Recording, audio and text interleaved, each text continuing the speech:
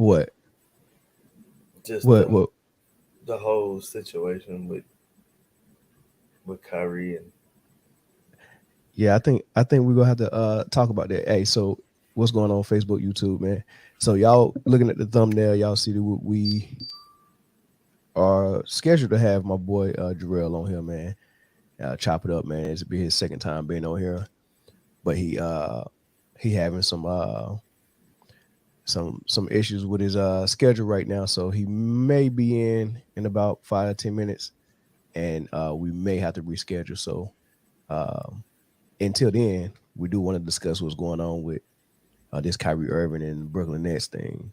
Free agency is the draft is today, and then free agency is upon us, and Kyrie Irving, of course, is trying to make a decision on whether he's going to opt into his last year of his contract, which I think will pay him close to 37 mil a year, I think, or for this 1 year, close to 40, I think. something Is close it to that. Yeah. 35? And I think the Brooklyn Nets want him to opt in, and I think Kyrie want to go ahead and get the long-term contract done, the max, and they're reluctant to do it. And I think both sides are playing, uh, the leverage game. They're trying to use their leverage. Brooklyn's trying to use their leverage to force Kyrie to do something that's more catered to their wants, and Kyrie is trying to use his leverage, which is his talent and the fact that KD wants him there, and also using leverage of, hey man, I go to LA because all these rumors popping up about him going to rejoin LeBron and going to LA and all that stuff. So don't know if any of that is true or if they're just using that to play the game. But how you feel about the situation, man? You think Brooklyn is playing a dirty game? They're trying to play hardball, and I think it's unnecessary, or how you see it? They're playing a dangerous game. About to lose their whole squad. Why you said it? I mean, if Kyrie, I mean, if Kyrie is not there, so they already, and I think I feel like about the situation. I know how I feel about it. I think the ultimate mistake the Brooklyn Nets made was signing James Harden in the first place. Yeah, Um, yeah. You were saying that from the beginning. So very, me and you kind of disagreed on that. I was like, man, I think it's a good opportunity for them to I can't, I can't listen. James Harden would not be on my basketball team. I tell you what, he could be on there. He'd be about the eighth or ninth man in the rotation. Come in there, hit some shots real quick, and come out just when I need it. And I thought that was a mistake. Um, I absolutely believe the rumors that Kyrie was cooking James Harden in practice, oh and yeah. yeah, and that started a rift. Um, and then that ultimately led to the poor James Harden's departure. So you already lost one of them, right? You lost him. Right. Right. Um, I don't I don't think I think if Kyrie does not re-sign with Brooklyn, I don't think Kevin Durant stays around for 15 minutes after he signs with somebody else. I think he's gone. Wait, Um, wait, wait, wait, wait, wait. Hold on. Say that last part again. I said I don't think Kevin Durant sticks around if Kyrie don't re-sign. So in order for KD not to stick around, he got to request a trade, and Yeah, and KD not that noisy. Like the only noise you hear KD making is his Twitter back and forth he have with he'll be with noticed if it's just him and Ben Simmons. I tell you that. yeah, but I don't think he would. If he does request a trade, we won't really hear about it. It'll be No, quiet. I don't think it'll be like a public hissy fit like James Harden. You know what I mean? I don't Yeah. that. I So think so so Ben so Simmons. so you think if Kyrie doesn't opt into his last year and he tests free agency and he goes somewhere, I don't think he would go to LA because they don't have the money to pay him, right? So he would be taking way less money to go to LA just to kick it to Brooklyn Nets, and I don't think he want to do that because um I don't think he want to do it because he want to be in Brooklyn. He want to play with KD. So it makes more sense, right? So I don't really think he wants to leave. Like I said, I really do think they playing a leverage game. However, let's say he goes to another squad that can give him a max, like I don't know, one of these trash teams like Detroit or New York. I think they can give him some money. They can move some cap room, move some players around and make room for Kyrie. Uh-huh. Um, you think he'll go to a team that's not winning? Uh, uh, just to put the middle fingers up to Brooklyn, and then if he does that, you saying as soon as he leave, he's gonna put a trade request in. That's what you're saying. Post. See you later. I I, think you that he know, could go. I think that he could go to New York for one and get a big middle finger to Brooklyn because I mean he wouldn't even have to move out of his apartment. You know what I mean? It'd be right down the street. And then two, right? Um, they're not that far away from winning. You know what I mean? Like they like in 21, they were pretty right? good. Um, last year injuries and just some bad luck kept them from being successful. But I think Kyrie can add to that basketball club and make them like a pretty good basketball team again. Um, Yeah, he can make anybody a good team, man. yeah, But you know, so why wouldn't KD stay in Brook? Okay, lose Kyrie. Obviously, he gonna be pissed off, but he's hmm locked in until I think 25 or 26, right? something like that. Because he extended last year, right? Yeah, something like that. Um, um, I mean, I think he's the type of guy. He'd probably be pissed. But he'll probably look around and be like, okay, I got Ben. Um, you know, we got Seth Curry, right? They're not really gonna be able to make a lot of noise in free agency because the only reason why they can sign Kyrie because he already on their squad and it's allowed for them to go um over the cap and pay the luxury tax by giving him the max. That's allowed, but hmm once he leaves, if he walks for nothing, it's not like they're gonna have cap space to really make no noise and bring in someone just as good as Kyrie. That's not gonna happen. What's up, Zoe? Hey, jump in, Zoe, if you want to. All right, we about to send Zoe the league. Hey, so Jarell just hit me up, y'all. He just got out of his last meeting. He was supposed to get out of that meeting a while ago, but it ran late. So he's on his way, and he should be in about 30 minutes, man. So um, we'll keep talking about our normal stuff, and then when Jarrell get in, man, we'll chop it up with him, and then he got some news that he wanna put out there. But yeah. So KD, you don't see no way where he'll be just be like, all right, man, I'm pissed, but we go ball. I'm gonna ball with what we got. Nope. So he requesting a trade. Yep. so Yeah, so listen, it listen, I'm not. so if that happens, right? You're Brooklyn Nets, right? Yeah, You done traded draft picks and players, good players, to bring in good player. Harden, right? And then the vaccine mandate happens in New York, and now Kyrie can't play home games. And Kyrie saying, I'm not getting vaccinated. Instead of you saying, all right, we'll go roll with what we got, you just go play half the season.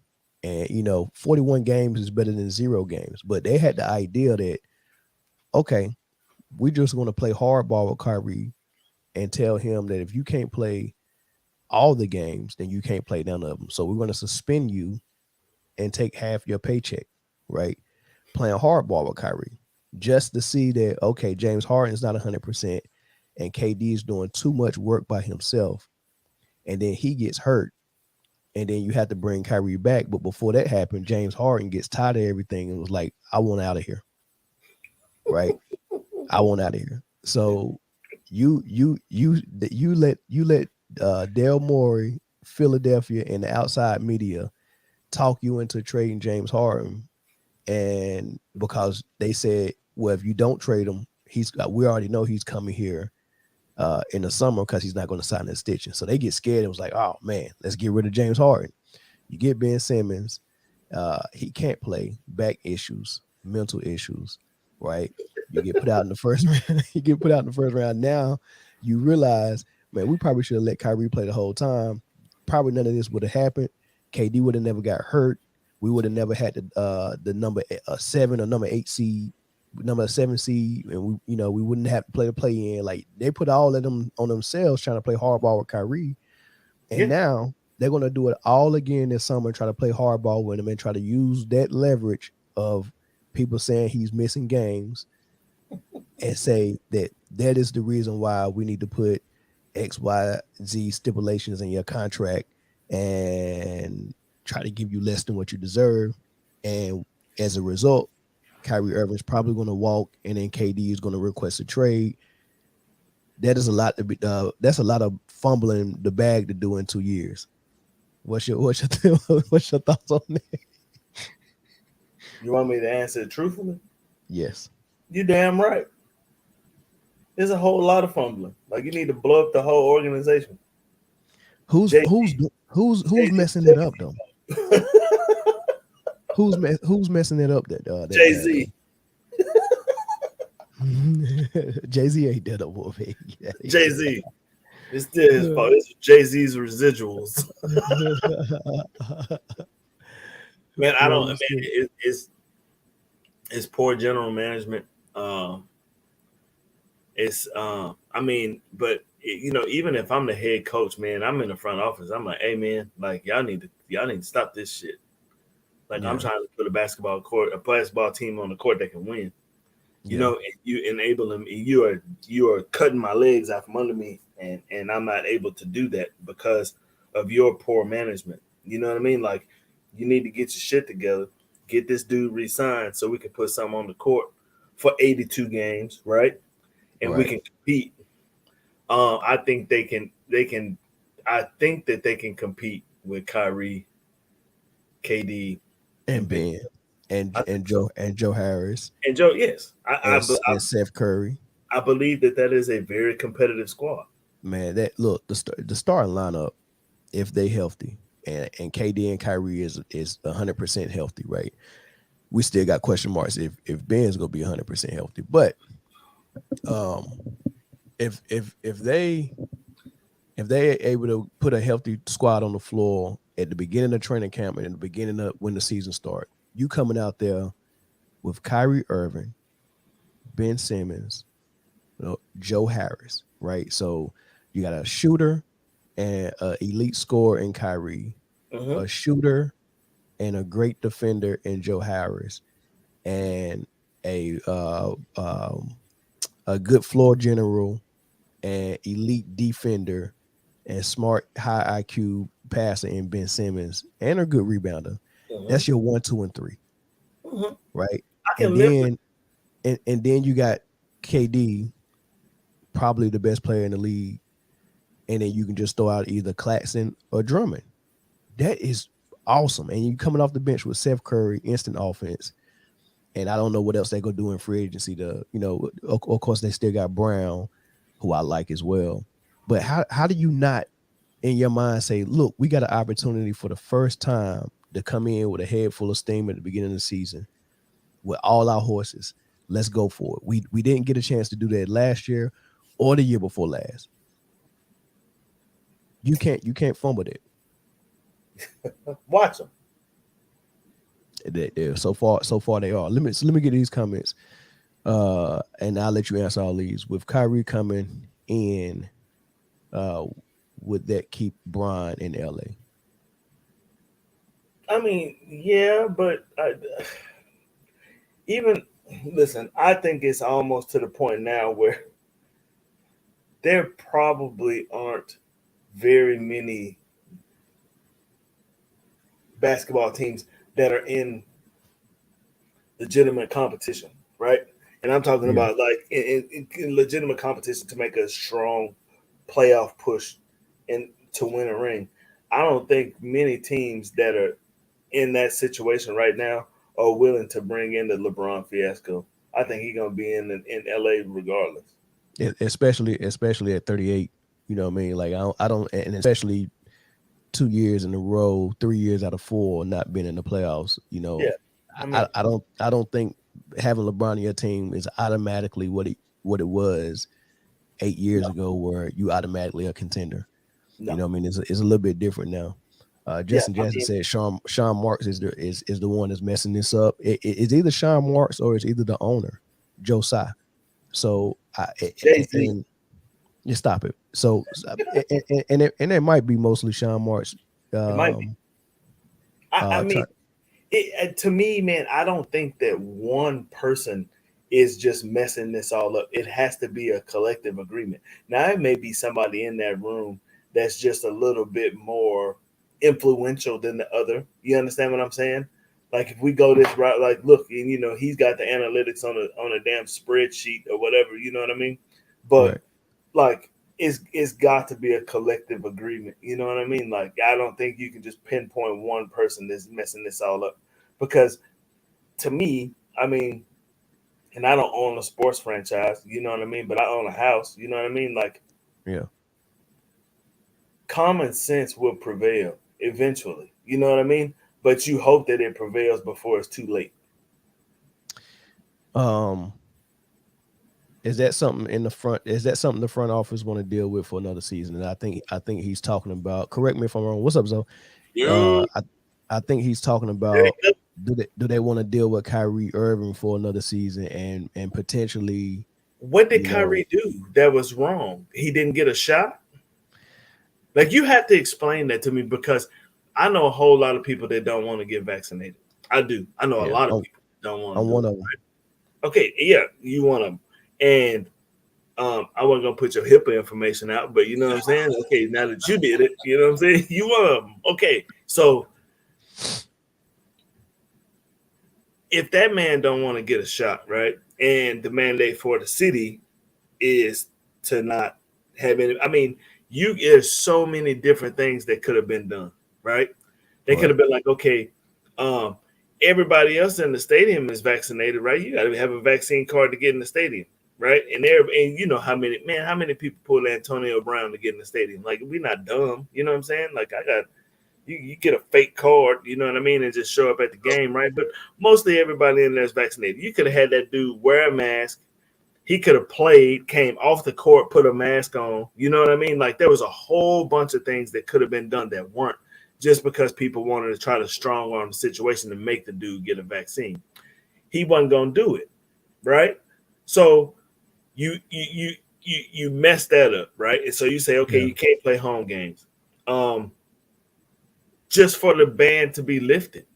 You know what I'm saying? At the end of the season, anyway, which it was probably lifted for him anyway, because they're like, yeah, okay, now we really need to compete. So that's something that, man, look, you can't tell me that that's something that couldn't have been done at the beginning of the season. They could have went in and been like, yes, these are the efforts that we're going to take in order to let him play because we want to win a basketball team. We will do X, Y, and Z to get him on the court. And the city would have been like, all right, cool. You know what I'm saying? That's cool. Whatever. You know what I mean? But Yeah. they didn't do that. They wanted to play the hardball then, right? Like, okay, you just can't play home games. All right, cool. You know what I mean? So I just want to play home games.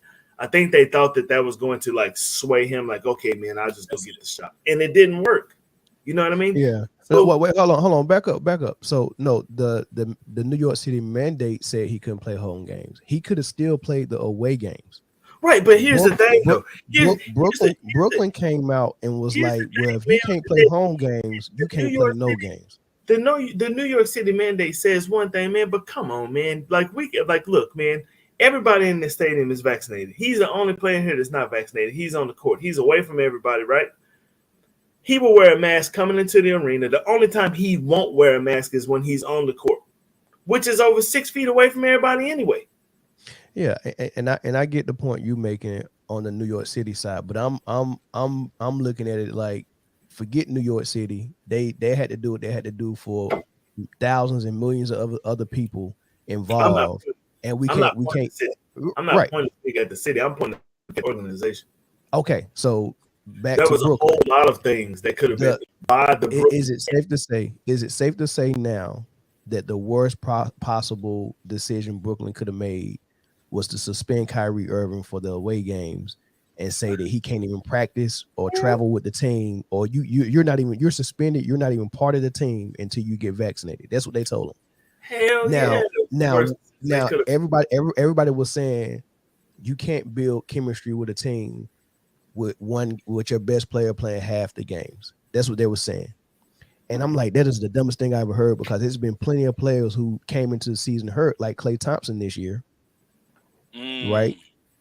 And then you can throw him in the mix and make him jail. So would it have been easier for him to play 41 games instead of the 29 that he played at the end when they decided, oh, we got to bring him back now because now KD's hurt?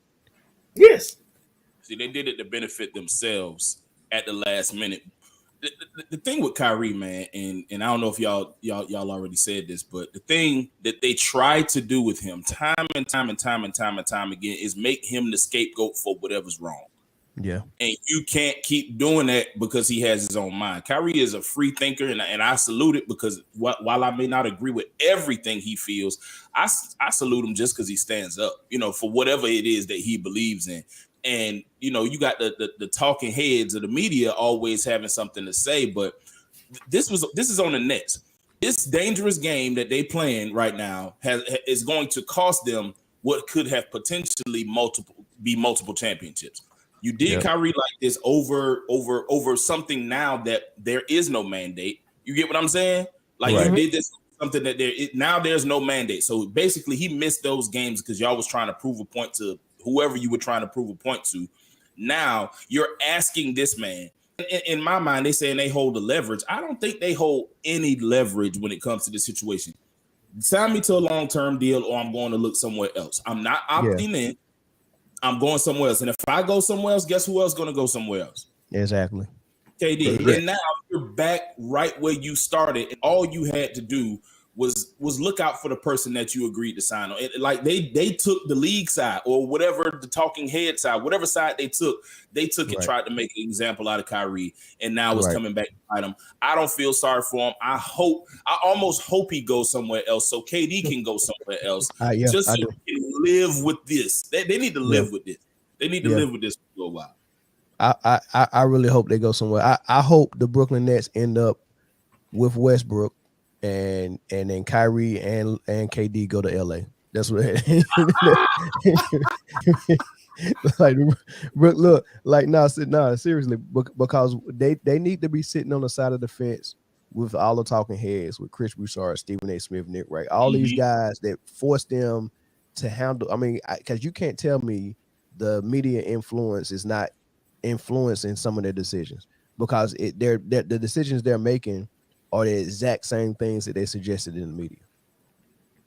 It's the exact same things they suggested, and they think their leverage is, look, man, you miss games, so, and which, if you really dissect why Kyrie missed games, is no different from anybody else except for the mandate. If he gets injured, like you look at his 11-year career, he's missed the games because he gets banged up. Good players get banged up.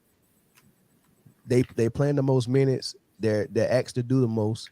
And then when you're a slight or frame like Kyrie, he's not a big dude. You're going to get banged up. This dude lives in the paint, just like Iverson did to a point. So you're going to get banged up. He, and just look at his injuries, man. He came out of the college with a shoulder injury. That came back up when he was in Brooklyn.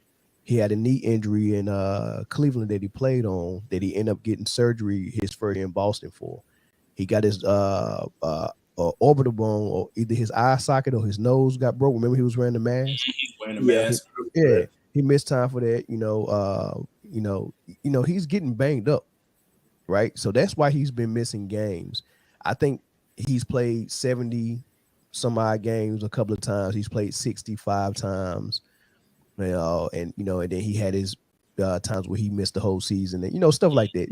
Normal stuff that people do. I heard Antoine Walker and Chris Broussard, and there is a report out that the Brooklyn Nets offer him a 4-year max contract with stipulations saying that the first 2 years are guaranteed, and your third and fourth year will be guaranteed only if you play 70 plus games in year 1 and 2. I don't know if that's the true contract that they offer him, but I'm thinking in my head, how the heck you get 70 games from a guy who's never really played 70 games, and none of the superstars of today are really Play playing 70 70 games. Yeah, it's Right. very few. Very few. Very few. The last 3 seasons, Steph Curry hasn't played 70 games in neither season. LeBron hasn't played 70 games in neither season. KD hasn't played 70 games in the last 3 seasons. Kawhi, PG-13, Dame Lillard, Ja Morant, Luka Doncic. In the last 3 years, none of the names I named have played 70 plus games. None of them. So I mean, it's a different kind of narrative for them. Like because they got hurt. I mean, Kyrie got hurt too. I mean, yeah, he did, but not this year. Not this year. It was a vax mandate. So how it and like you said earlier, is that if you're gonna use the vax mandate as your foundation on why you want to give him non-guaranteed contract and not a max deal, then you must be telling me that you're concerned that the vax is going to be an issue next year. Yeah, sure. because why else would you bring that up right now? Because it doesn't even matter right now. It's not even that, man. I mean, let's just be honest. It's non-compliance. He didn't comply with the organization. So it's punished. So let's be honest about it. It's punishment. Yes. So suspension. Yeah. It was a suspension decision. Yeah. So, this is punishment. This is we're not where we wanted to be at when we signed you and KD. And the reason why is because you took a whole season from us last year. And we're going to recoup some of that money. We think you got free money the first 3 years you was in Brooklyn. We're going to recoup some of that because we're about to give you this contract that's going to favor us more than it favors you. Yes.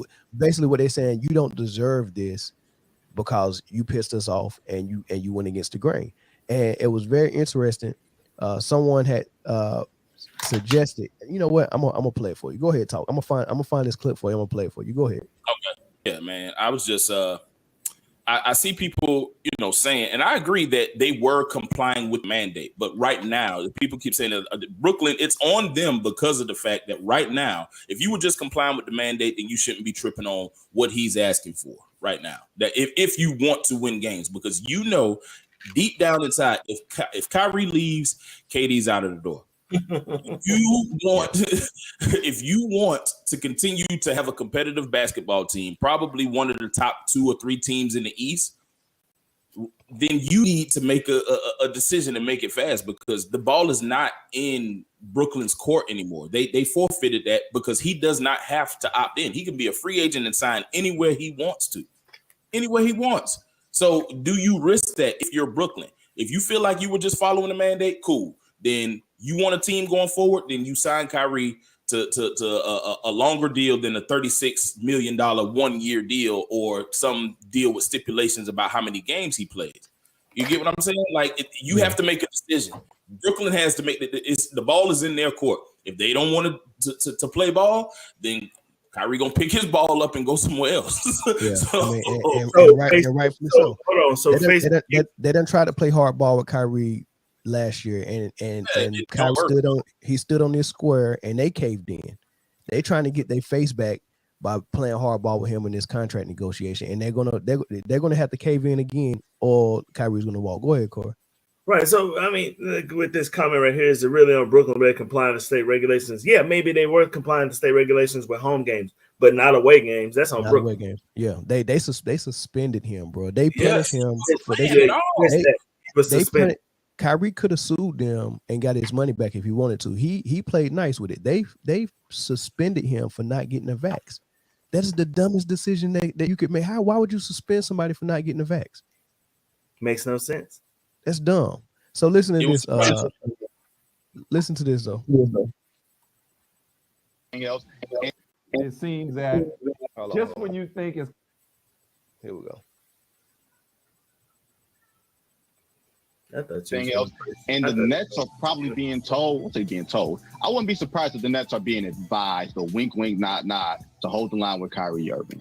Not from the standpoint of like collusion, but from the standpoint of, hey, this will set a really, really bad example for us moving forward as a business. If we're going to continue to guarantee money like this, fully guaranteed money, because the sticking point is there are incentive clauses that the Nets are reportedly proposing to saying, hey, you got to play a certain amount of games. You got to be available. You have to be available to play. This is not even just Kyrie's injury history, right? This is just making sure that you are in attendance. What is it? Citizenship? You know what I mean? Is that the word that on the report card? Citizenship back in the day? You know what I mean? Like this is that. Yeah. This is that for Kyrie Irving, and I think this might be the first salvo from the owners as a whole in trying to reset the clock. Anything else? What'd you think about it? I don't know who that was, but there is no question in my mind that they got together. The rich folks got together and was like, "Oh, you can't let him do that to you. You can't let him do that to you." That was the conversation. So how are we going to do this to where we win and he loses, and to where the players once again have as little power as possible? Well, we could just say, okay, we gonna incentivize the heck out of this contract to where it's absolutely positively impossible. I think Trae Young and DeMar DeRozan was the two stars that played close to 70 some odd games, like stars. You know what I'm saying? Like leaders of their team that played a 70 game. Nobody else did. Yep. Nobody else did. So you put 70 games on a contract, you're pretty much saying, okay, you'll get this if you play 70 games, which means he's probably not going to get that. They're going to get some of this money back, and the owners definitely got together to and he said not in the form of collusion. That is collusion. That's what that is. Yeah, but he had to say that, so he had to say it that way, so he don't sound like he's accusing them of that. Accusing them of anything. 100%. Yeah, but it also starts with if they think like that, where okay, the NBA is a business, and you're messing up our business. For one, we all collectively decided we're going to do this in regards to the mandate and the bubble. When to go back a year before that, the bubble, and Kyrie is going against the grain on both occasions. He was against the bubble and he was against the mandate, and he's like, look, he's messing our business up. Are we going to allow one guy just because he's talented to dictate the flow and mess up our business? No. So how do you fix that? What they're doing now with these contracts, look, man, we got to stand firm. We've got to whoop them a little bit. Even if we decide at the end that the Nets is going to pay them, cool, but we got to whoop them a little bit. We got to make it seem like it's not that easy.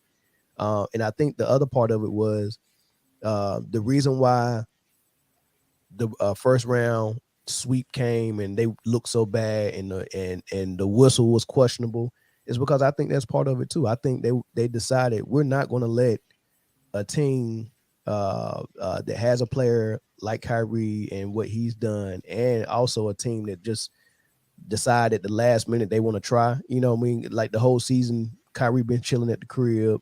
You got Harden requesting trades. It's just poorly ran. Like you can't have them be representation for your league on the biggest stage, and they just was not going to allow it. You know what I just realized, man? What was that? I think this whole narrative would change with Kyrie if he just would admit the earth was round and just get it over with. He started his apology tour. When Nike decided to pull back on him, because this is a collective effort to divest from Kyrie. He's very close to being Stephon Marbury, very close. The only thing that's stopping him from doing that is that Kyrie won't allow them to let the Nets get rid of him, because I guarantee you, if he walk in free agency, it's only gonna be one. I don't think no contenders is gonna really want him unless it is the Lakers. Everybody else is gonna say no. He's gonna be on a trash squad, and then once that contract is up, once he gets a little older, like CP3, where he's not a superstar anymore, the league's gonna be done with. No one's gonna sign him. The way Iverson and Marbury went out, where they still had something left in the tank, but they wasn't stars in the league or faces of the league, no owners would sign them. And that's what they're trying to get Kyrie at. And the only thing keeping him from getting there is the fact that KD won't allow it to happen.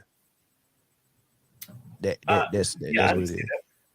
But did you see him on the Pivot podcast when he started trying to play nice and explain things that happened with LeBron and give him compliments? Yeah. Like that. that was his olive branch to LeBron James media camp to say, look, I'm being nice. Y'all be nice back to me, because he started losing endorsements. That's crazy to me. I mean, look, they don't play fair, man. They don't play fair. But yeah, once you get blackballed, you blackballed. Yeah, he's very close. And we haven't seen anybody get out of that rut yet. Have we? I don't think so. Nah. No, Once you blackball, what are the latest examples? Blackball. I mean, because Iverson and Marbury is obvious, but has it been one more recent than that? I'm trying to think. To where it had nothing to do with the guy's skill, had everything to do with everything outside of that. And they just I can think of one. I can only think of football. T.O. and Ocho Cinco. But not really T.O., but I'm talking about Antonio Brown. Yeah. He won't get another contract. He won't get another contract. And Kyrie hasn't done anything close to what Antonio Brown did. It's just they pick and choose, and the NBA, like they are the best at picking and choosing. And what's Colin Kaepernick? Of course, that's the major. Of course, this man went to the Super Bowl and can't get back in the league. Can't get a job. And once again, Kyrie did nothing close to nothing. Kyrie's just, Kyrie, and I mean, just to be honest, Kaepernick, I mean, he took a knee. He took a stand against social injustice and police brutality. Yeah, which everybody in my mind, you would think should be against people getting treated unfairly. But that cost him his livelihood. The thing that he probably been grinding for since he was a kid, he made it to the highest level. Didn't win it, but made it to the pinnacle. The Super Bowl, it don't get better than that. Right. He is the only person that I have ever seen get treated like a school shooter. Boy, you crazy. Yeah, oh, no. I'm serious. The beginning stages of the blackball was put on Melo 4 years ago, right? It was. I forgot about Melo. Yeah, Melo was gone. For nothing. He was out of the league for absolutely no reason. But Melo handled it very well. He kind of just took a step back, let it all kind of. Yeah, but it was a done deal. He had think of it this way. The answer is always in the talking heads, because the talking heads are, if you get the right one, like Stephen A. or those are the ones who are actually speaking for the owners. Stephen A. shouldn't have no job, by the way. The owners will leak information through the GMs to Stephen A. Smith just so he can say it and condition the media, right? So you got to listen to what they're saying. So Stephen A. the whole time had been telling Melo would have a job if he didn't still think he was the man. He has to accept a roll off the bench. He has to accept that the offense all this stuff, right? So he had to humble himself. And as soon as he said, all right, look, I humbled myself, I accept the roll off the bench, all of a sudden he got an opportunity. So the answer is always in the media. So if you listen to what Stephen A. Nims say about Kyrie, it sounds like what Kyrie needs to do is kiss butt, apologize to LeBron, say he was wrong, say the earth is flat, play 70 games. Like he has to undo all that and kiss a lot of butt. And then he might be accepted back into the fold. Stephen A. Smith shouldn't have no job. No, he shouldn't. But why does he have a job though? He was saying racial things on TV the other day. Oh yeah. Did you see that, Zoe? Of course. He got to go. Get this guy. He called that man a nigga on national TV. That nigga. He thought he was who he thought he was talking to. Yo, man. Hey man, I tell you this. If Joe Buck did it, would he have a job? No. Then why is Stephen A? No, I agree with you. He shouldn't. But this is the thing. Stephen A is too important to them, man. They need. They're not gonna. He's their guy. He's their. Yeah. He's their guy. I'll just say that because not because he's irreplaceable and he's so good. It's because the role that he plays for them, which is not in his contract, which is an unspoken thing that he knows he's there for. You know why he's That's there. why he's important. Yes, that's why he's important, and he knows it. That's why he's important, and he knows it. That's why he know he can get away with stuff, and he knows what demographic he can get away with saying stuff to. Yeah. It slipped. What do they call it? A Viridian slip? What do they call that? What kind of slip is that? So where you slip up and say something? Fruity and slip or something like that. Fruity, yeah, something like that. Yeah. You really meant that. It slipped out. You didn't mean for it to come out, but it was in your head, right? You know what I mean? So yeah.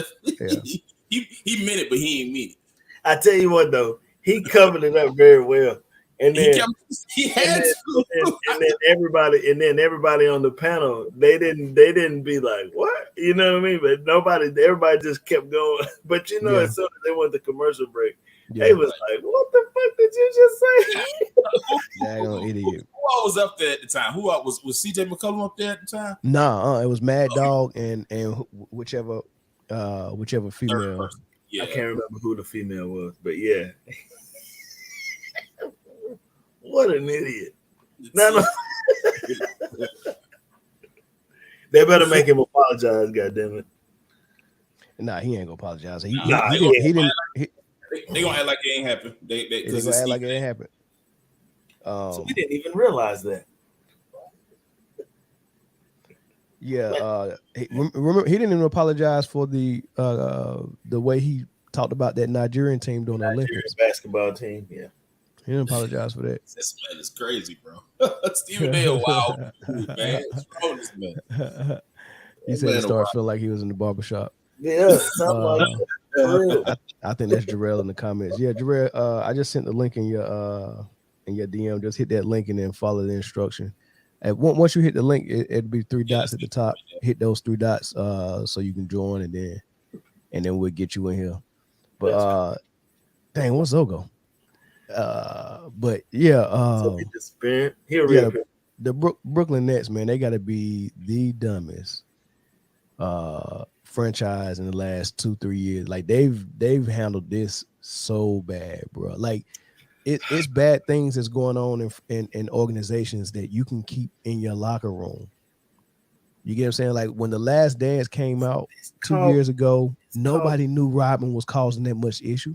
It's called professionalism, man. Yeah. That's what it's called. You keep your dirty laundry in the hamper, and then the hamper is in the locker room. You don't air that shit out. Right. You know what I'm saying? No, you don't. You don't. All of this stuff could have been going on, and there were so many different ways it could have been mitigated, and it wasn't.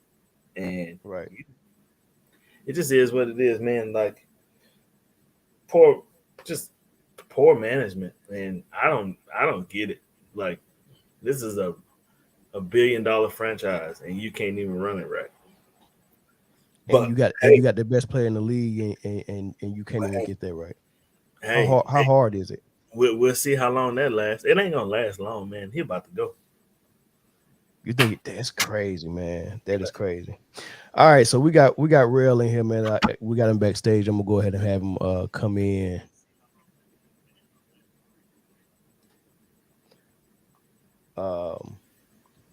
It look like he ready. All right, man. So look, let's go ahead and get Rail in here, man. Hey, he been on the show before, man. This dude is first and foremost, man, elite trainer. Whether you playing tennis, basketball, football, it don't matter what you playing, man. If Rail training you, I know you're gonna be in the best shape, right? You're gonna be the most endured, right? And you might even be cut up like a daggone bodybuilder, depending on what program he put you on, man. And you're gonna have some bunnies too, man.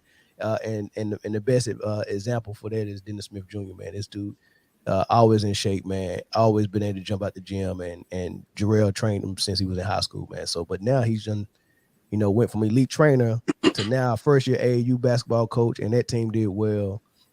Freedom Mentality. You got middle schoolers, right? 8th graders, Real? I got. First of all, I appreciate you guys for letting me on your platform, man. I appreciate it so much. I got a lot of buzz back from the last time I was on your platform. It's definitely my pleasure. It's good to see the same. It's good to see you surround yourself around the same people moving forward. That's genuine.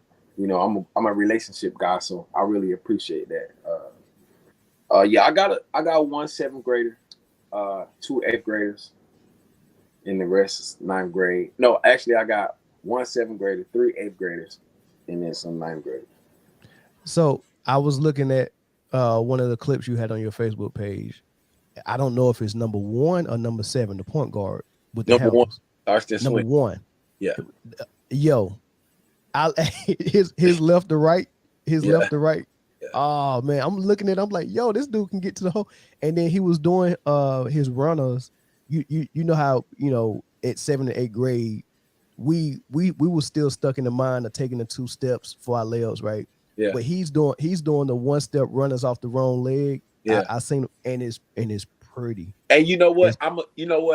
Last night, so I'm the facility manager at the gym. We have a 70,000 square foot gym, and of course, some of the kids take advantage of it, some of the kids don't. But last night, it's funny you said that because he shot 50 on the left, 50 on the right, but he was shooting them from 3. So I have him misdirection, shooting them off the wrong leg from 3 now. Just to work on this pure form. It's crazy that you said that because that's exactly what we was working on last night. He's an all-conference point guard. He's done cracked the top 50 in the state. I think he's at 47 right now, and that's overall. But per his position, I think he's 16 or 17 in the state. He's a dog. He's in the 9th grade. He's in the 9th grade. He got his team MVP. He is extremely skilled. He is, I could say. Oh, we lost. They get ready to start pouring in. I could say I'm gonna try to put my phone on do not disturb now. Okay, is that fine? Okay. Yeah. Can y'all go still ahead, hear me though? Can y'all? We can hear you. Yeah, Yes. we can hear you. Okay. I can say out of all the kids that I trained since I've been working, he's in the top 5 most skilled ever. Oh wow. What? How tall is he gonna get? You think? I'll say this: if he gets anywhere near 6 feet, he going pro.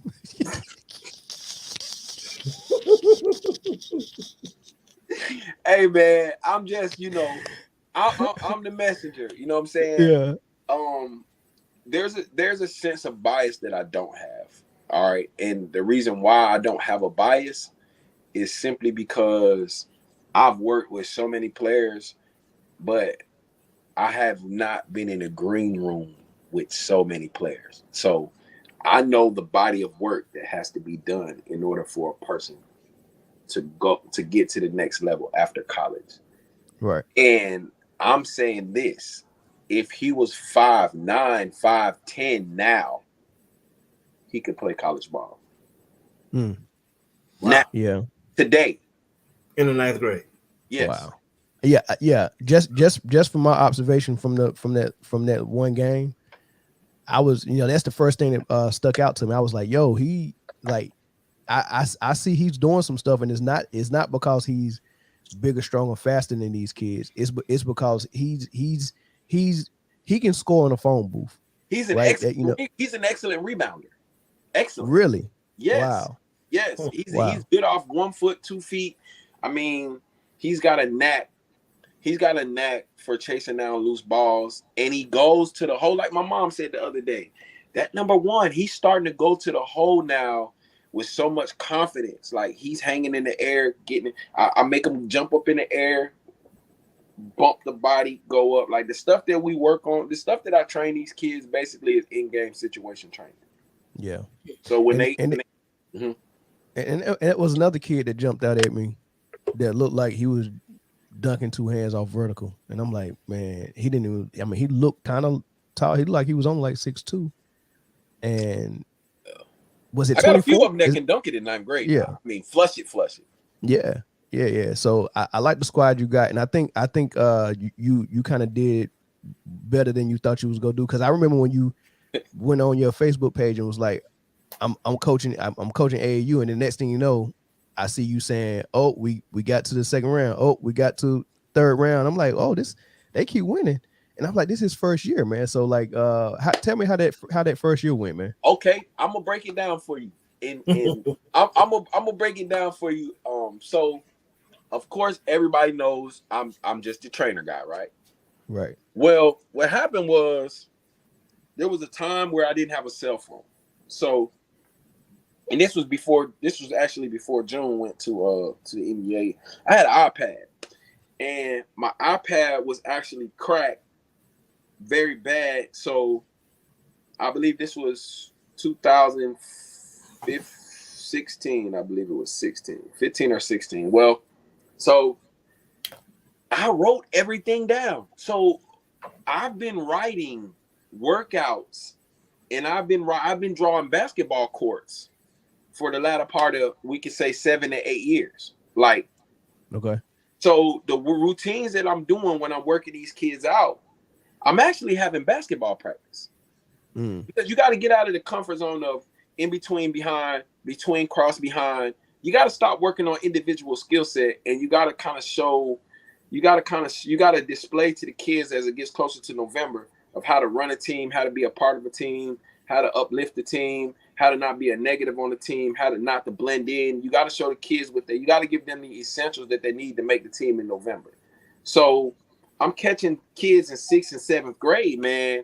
And I caught like 8 of them that were in 7th grade, leaving 6th grade, going to 7th grade. And they became extremely receptive to the terminology that the pros and the college players use, like get to the box, get to the block. I started teaching them what I was learning from watching the NBA workouts and the college workouts. Because of the age disparity I had kids that was going in college, then I had kids that weren't in high school yet, or was in like 7th grade. So I'm giving them the knowledge that I'm receiving from the upper echelon. You understand what I'm saying?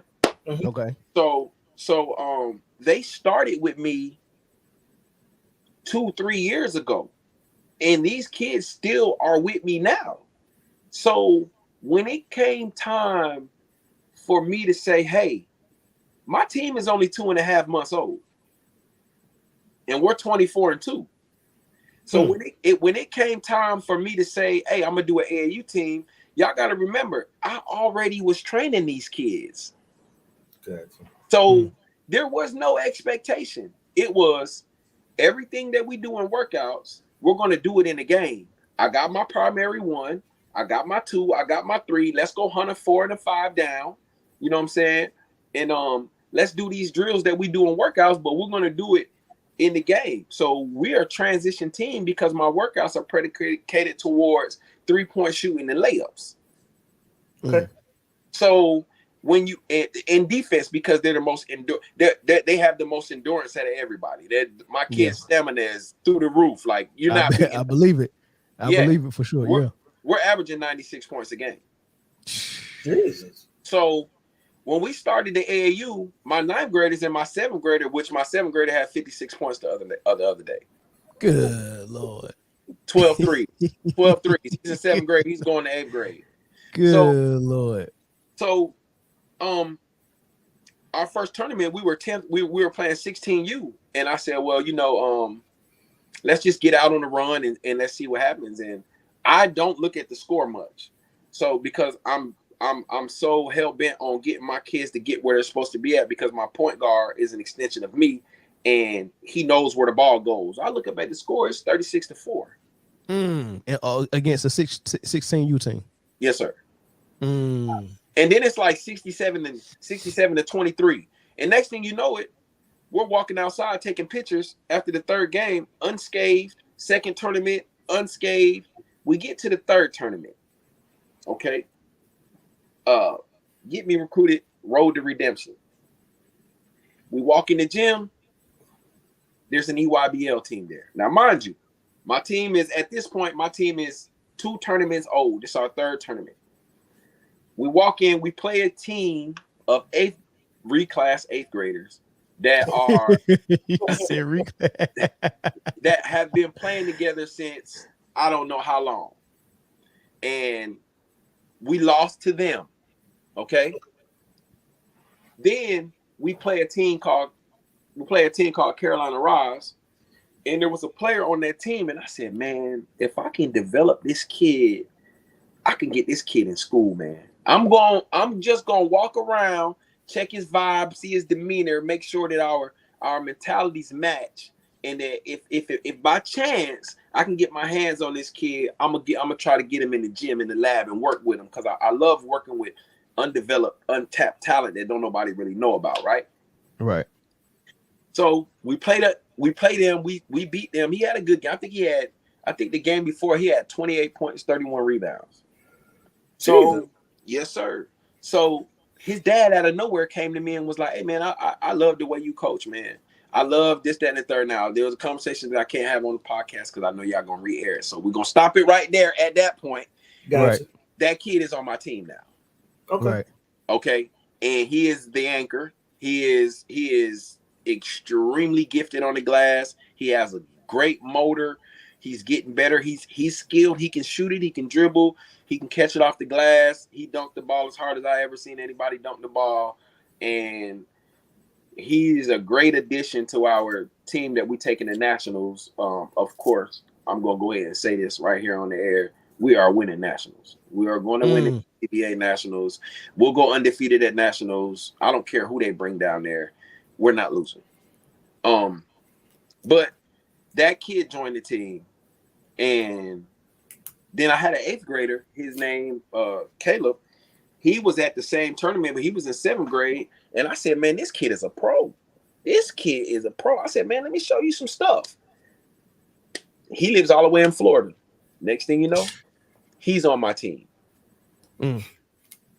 So let me ask you this though, because you play AAU, obviously. 1 year. How is it different now than how it was back then? Guess what? Now you don't have to make an AAU team. What you mean? The competition is a lot. Okay, so back then, let's just take the Greensboro Gators. Let's take Atlanta Celtics, Greensboro Gators. I didn't make the team with Mike Smith and Mario and Myron Keel and all them boys. I didn't make the AAU team because I wasn't. I guess they said my jumper looked like a shot put, and that's kind of crazy because now I'm a shooting coach. But right. But the thing is, now you can put an organization together and put them on any AAU platform you want. They got NTBAs and NYBLs, and they got all this stuff. There's kids that play AAU that wouldn't even make the middle school team or a rec league tryout. Oh, okay. Yeah, okay. So AAU isn't as elite at the ground level as it once was before, and that's because now the circuit level kids are way more talented than what we were when we were growing up. So it's like you don't have to make you can miss 30 layups in a row and still play AAU. It's just a cost. Yeah, there's it just depends on what squad you want. You just won't be on no really really good squad, but not all the time, because sometimes and this is what this is probably what makes me. You can have a parent that's in a great financial situation, and the coach knows that, and he knows that he doesn't have to ask you twice for monies involving the actual organization itself. So Facts. You'll be on that team. We could be blowing the team out by 40. You're gonna get in that game because financially, he needs you on that team. You know what I'm saying? He got 7 dogs, and he got 3 of them that's just really just hanging on because you ain't gotta. They mama gonna send that cash out. Yeah, that's true. My cousin played on an AAU team here in Dallas, and they had a parent who was extremely financially stable, and they didn't even have to buy plane tickets because he took them on his plane. Correct. Now, but this is what I'm saying. So I did this year, and I said, I play 4 M's. I play 4 minutes. Hey, every 4 minutes, a new 5 come in. That's how much I believe in my team. So my starters are going for 4 minutes, and then I come in with another 5. And then depending on how long that other 5 can stay in control, they'll play the whole 4 minutes, and I'll bring in. So I'm busting people head 5 at a time. Now I got 13 people. So, and I'm still dividing the time. You know what I'm saying? I'm still dividing the time, but everybody needs that look, because our organization right now it's an impressive sight. You'll love to watch us play, because I can't. Yeah, look, I'm gonna be. I already told you I'm gonna be down there in a couple of weeks, man. So I'm coming to where y'all at, man. I got to see this. You can't blink. It's like they're so much in shape, bro. We pick up 85 and it's a transition offense. So that's what I was about to ask you. Yeah, that's what I was about to ask you. If I'm like, if you bringing them in 5 at a time, you must got them in some heat for real. You know, and they getting after it. So I like that, real man, for real. So it's a question on the screen, and I can't see who this Facebook username is. If you want me to see your name, go on the YouTube and watch us from there so I can see who is. But he said he got a lot of questions for you because it's his first year as well. So just go ahead and send them questions in, or you can call the number 336-456-6453. Is right there on the bottom left of the screen. Call that number in, and then you can tap in with Jarell. But so that was Justin. Okay. Yeah. So first year you coaching, y'all do well. So now what satisfaction do you get the same satisfaction from coaching that you got from training? Good question. That's a great question. Well, I do. I'm gonna say equal, because I'm always in the developmental phase. Right. I'm coaching, but I'm training as I'm coaching. Okay. Because I'm the type of guy, I'm telling my shooting guard during the game, come off that curl, create a stagger screen, go through the lane, pop out flare on the other side, and knock that 3 down in front of the other coach. All in execution, bro. Right. But it's not like watching the fruits of your labor kind of happen. It was the perfect marriage. It was the perfect marriage. I was, I was a little slept on, which is fine, you know what I'm saying? As it pertains to coaching, or my organization skills are great. I'm tentative. You gotta have a certain amount of discipline even to be around me as a young adult, kid, teenager, whatever. The parents know it. You don't be around for this long if the structure isn't right. You know what I'm saying? Right. Like if I got, let's just say I got 32 kids in the gym and I'm training them, probably all but 5 parents are there. Like my actual training sessions is the congregation. Everybody's there. Right. Nobody drops. Maybe 10% out of 100 will drop their kid off because they got something to do. Other than that, my gym is filled with the people who pay me to train their kids. And it's so comfortable. Like I said, we got 70,000 square feet. Some of them sit and watch me train the next session because they learn a little bit more as they stay longer. And I'll stop.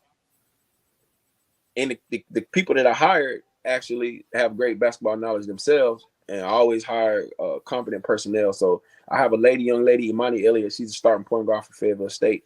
I still train her, but she's employed. And I just left the gym with her. And I'm branching her off so she can have her own sector of the for the family hoop group.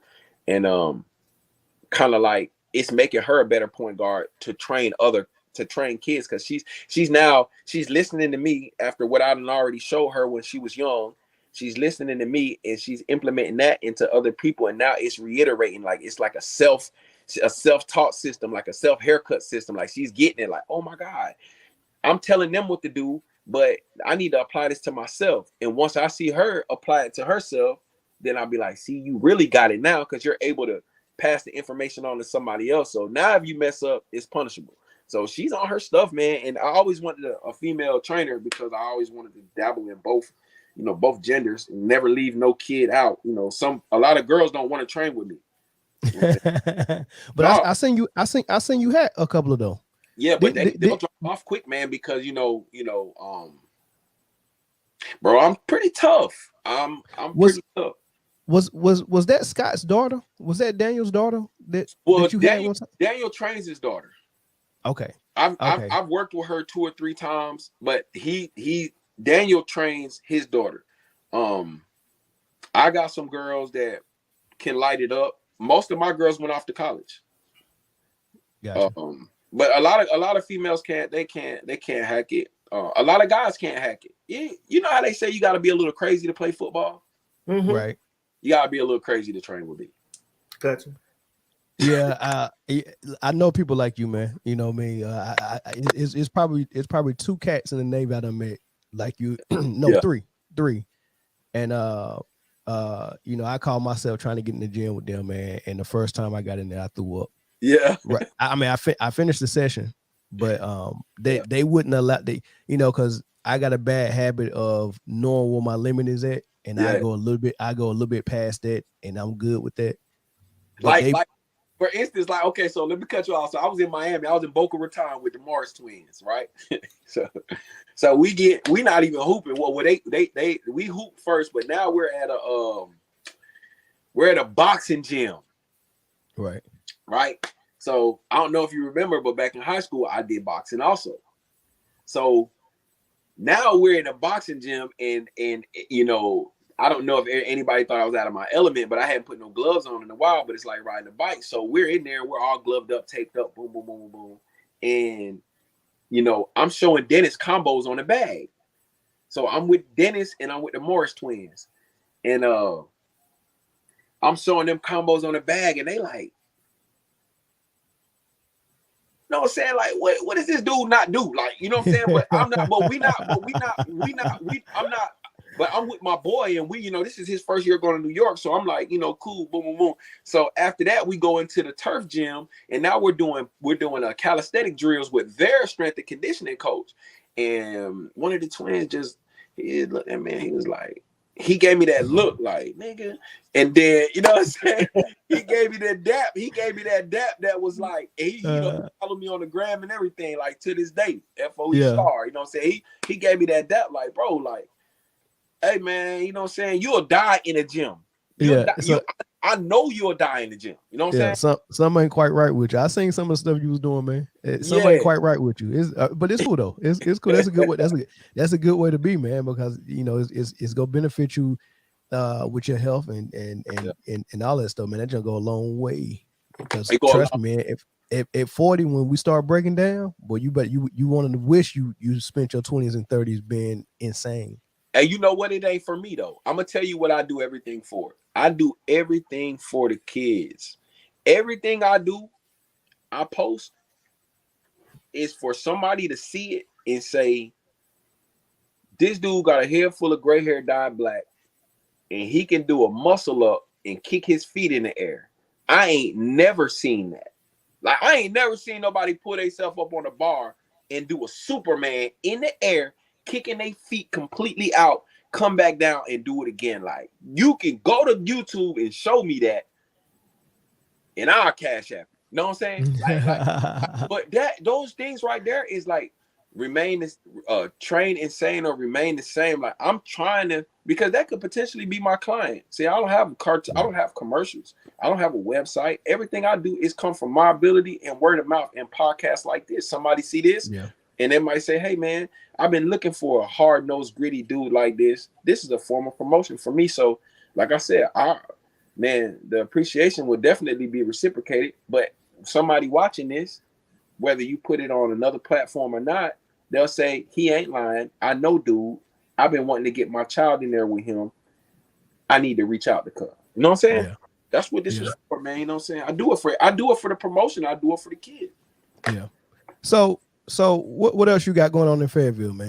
All right. And is that where you stand, or you coming back to Greensboro? So I'm in the Ville. I got a great situation here at Freedom Christian Academy. That's my home. I myself, I don't see myself leaving the situation that I'm in. I'm too tied in with the kids. I'm a father with the kids. I'm an uncle. I'm an OG. I'm a big homie. it's just too many kids. There'll be a lot of teary-eyed snot noses running around had I just pick up and leave. That's one of the reasons. That's one of the reasons why I'm still here, because I'm too tapped in with the youth. Can I build and get to Greensboro? Absolutely. But right now, there's a word floating around. And I joined the podcast as that word was getting ready to be spread to me just now. I told her, I said, man, I got to get on this podcast. I'm going to hit y'all back later. So I really wanted to say something right now on the podcast, my boy, but I did. I ain't swiped down yet on my phone, you know what I'm saying, to see what's up. But there's a very good chance that I'll be able to further my career in the next couple of hours or a day, which is going to, I think, change the Fairfield athletics for a very long time, especially this school that I'm tied in with, that I'm tapped in with. Right. If it happens, there's going to be a lot of happy people, and then there's going to be a lot of competition. Like, there's going to be a lot of hate. So for the people that's listening, Corey, he's smiling and he's tiptoeing. He's not the type of person that go tiptoe around that. So he's tiptoeing around something because it's an opportunity that is not official yet.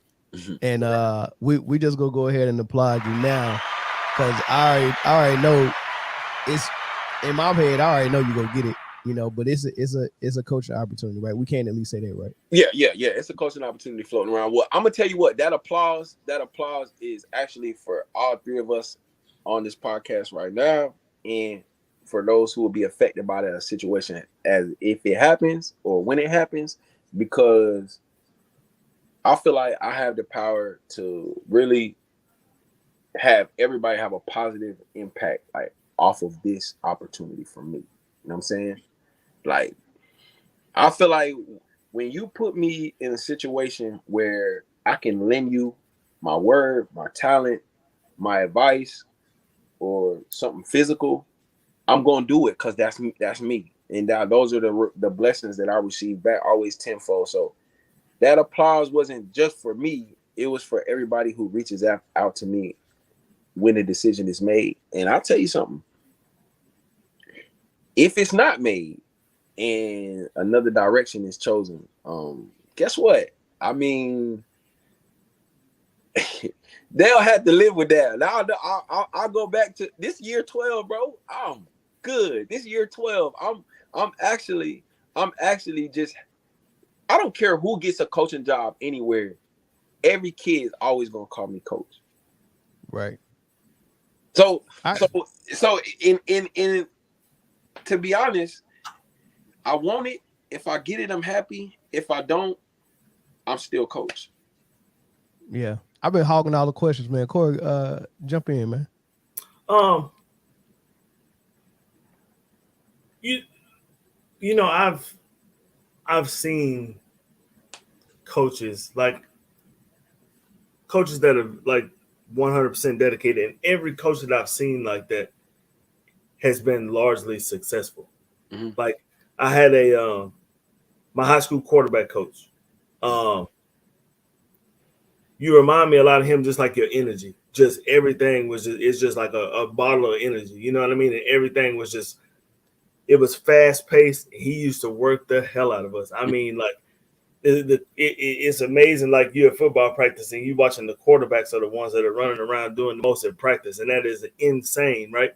This dude went on to be the offensive coordinator at Texas A&M. He went on to be the head coach at University of Kansas. Mm-hmm. He went on to be the offensive consultant at University of Texas, and now he is the assistant head coach and the offensive coordinator for the Houston Generals, the USFL team. Mm-hmm. Like, and the rest of the coaches that were on that squad, you know what I mean? Like, they weren't as successful. You know what I mean? This is just a quarterback's coach. This dude was fresh out of college. He was just a quarterback's coach. That's all he was. Right. And he just climbed up the ladder. So I think it's just it's phenomenal to see you finally getting what you deserve. You know what I mean? Because these kids they need role models. Yeah. They need people Yeah. like you. And I just applaud you for what you're doing. Like that's wonderful. But let me say this. I want to stop real quick. I'm 100% not a role model. But let me explain. So I got you. I'm gonna tell you why. Okay. If we can use the term role model, we have to use it in a different sense. Okay. Kids don't want to be around me for long. People don't. There's a max meeting with me, unless you're stuck. You know what I'm saying? Because listen, I don't have a life. Like I don't have an outside life. I don't club. I don't attend barbecues. I don't even go out to eat, bro. I went out to eat for Father's Day. My man came from Afghanistan. Took me out to eat for breakfast. That was the first time I've been out to eat. I couldn't remember when the last time I've been out to eat. Gotcha. Yeah. I don't have an outside life. And what it does is it creates this thing where I even have the ladies that be like, the moms, they be like, Rel, you need a wife. You need a woman. Because it's 11:47 p.m. Why am I here? Right. Mm-hmm. Yeah. Like, because he needs to be here. Yeah. Sir, now it's the next day, Jarell, and we still in this gym frequently. So the energy that you see, I got it. You know why? Because I don't give it to anything else. And my daughter, my 4-year-old gym rat, she's in. She was in there with me. I just took her. She, Daddy, I need a break. Yeah. I don't have time for nothing else because I know what the pinnacle is. In a summer league 20 okay, when Junior was going to the Knicks, I shook Rich Paul's hand, brought him in, gave him a hug. That was it, bro. That was it. That was when I did that, bro. That was it. I walked. We was in Louis. We was in the Louis Vuitton store. Junior said, "What's up, Rich Paul?" About, I don't know. He's very short. He was with some dude. Rich Paul didn't know me. I walked up to him, gave him dap, brought him in. He was like the Matrix, you know, like. You know what I'm saying? But once that happened, I said, "Dang, yo." I kind of leveled up a little bit because I wasn't startled. Because guess what? I feel like that's where I need to be at. That's where I want to go. But I can't have a derailment. Like I can't let anything or anybody get in front of that. I'm scared. I'm scared and nervous. So what it sounds like, number one is you addicted to the grind. We all grew up addicted. You know, we had a group of us coming from Alameda who was addicted to basketball. We was addicted to basketball. Yes, sir. And I still got the addiction. That's why I talk about it all day long on the podcast. And people were like, dude, what? I mean, you know, but you got a different grind you're addicted to now. It's not just basketball now. It's all the details of basketball. It's building your vessel. Yes. You know, and building other people's vessels. So that's your grind, that's your addiction, and you do it at an elite level. And like you said, you belong on an elite level. Yeah. Because everyone who do something elite go insane about it a little bit. Yeah. You get what I'm saying? And that's where that fear comes from, because like you know where you're supposed to be, and you just gotta get there. And I don't even see, and when you get there, I don't even see you relaxing. Then I think you might even take it a notch up. You know what I mean? So 100%, because you know, in another instance that I shared with you guys that I probably didn't share last time, I was in a hotel room in the hospitality room, and I called a meeting for an entire organization, training staff to come have a meeting with me so I can go over the summer workouts for a particular player that was within their organization at who they're paying. Right. And they were all ears, bro. Like, and when they left, they was like, all right, bet. This what we gonna do. I even shot them the program. video, all the trainers, bro. And I'm coming from the Ville, and they're in the MSG, and the player is sitting right there playing the game. You understand what I'm saying? So I kind of like, give me the opportunity. All right. Give me the opportunity and half a piece, and I'll mold it. But I'll never get the opportunity. I'll never become a part. I'm gonna tell you why I can't do what you do. Not because I can't, but because if I do that, I won't be able to do it 100. Nothing that I do right now, I'll be able to be 100 at, except for what I'm doing right now, because I got too much skin in it. Yeah. Too much involved in it. Yeah. Yeah. So let me ask you this. If you had to choose, right? If somebody did want to bring you in, would you want to be brought in as a trainer, or would you want to be brought in as a coach? Trainer. Too easy. I don't have any skin in coaching. I mean, you starting to get that though. But I can't be one. You see, I just answered the question. You see what I'm saying? I gotta put the skin in now. Yeah. I'm gonna flip the switch when I put that. If I wear khakis, okay. If I start wearing khakis, the switch will flip. But I can't lie to myself and say I'm 100% coach right now, right out the gate. Yeah. You know why? Because you can be a coach, but you still have to develop. Developmental phase comes from a trainer. A coach is going to X and O you through your victory. And a developmental specialist is going to get you that simulated gameplay. He's going to make sure you win the game through your effort, through your skill set. I have to become one. So there was a first year jitter with me with AAU, but I got to be who I was because because those kids are kids that know me. See, I'll make a kid cry. Yeah. But I won't make them cry. Because they done already cried. So look, check this out though. So think about the coaches we had middle school and high school. Mm-hmm.